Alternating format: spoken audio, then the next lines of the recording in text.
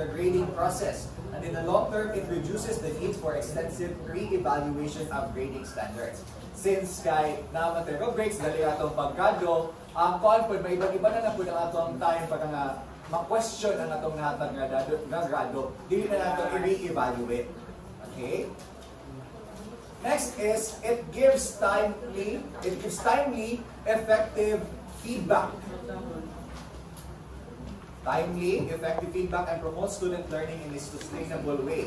So rubrics facilitate the delivery of a timely and constructive feedback to students by identifying the specific strengths and areas for improvement based on predefined criteria. Di ba kung nag-unit units kayo?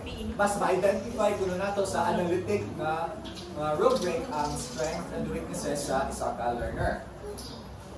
Then, this feedback loop promotes continuous improvement and encourages student engagement with course material.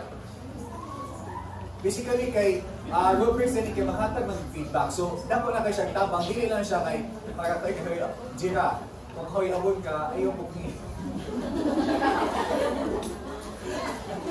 ayaw mo bumabog.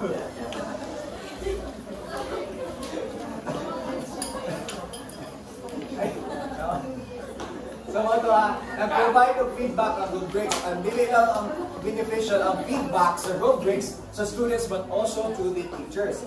Next is the clarity of expectations. Okay, rubrics clarify assignment expectations for both students and teaching assistants. Mapitang ihatag na to ang rubrics before ta mag-grade.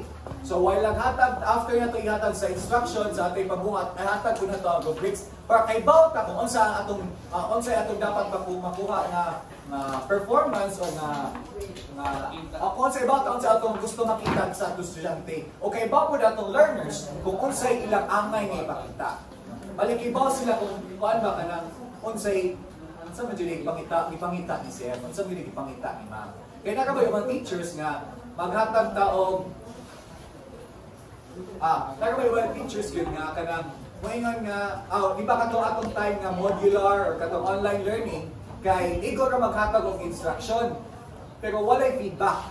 Bisan pag natin rubrics, walay feedback, wala ta kay bawo kung sakto ba to atong answer.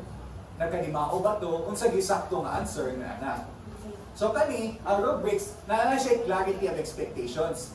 Mali siya ang give push para may clarity of expectations. Kaya bawa ka kung sa'yo mo gusto makita, kaya bawa ang learners kung sa'yo mo gusto makita as a teacher, o kaya bawa ang learners kung sa'yo angay nilang ipakita. Okay? Next is, it informs teaching methods. Refine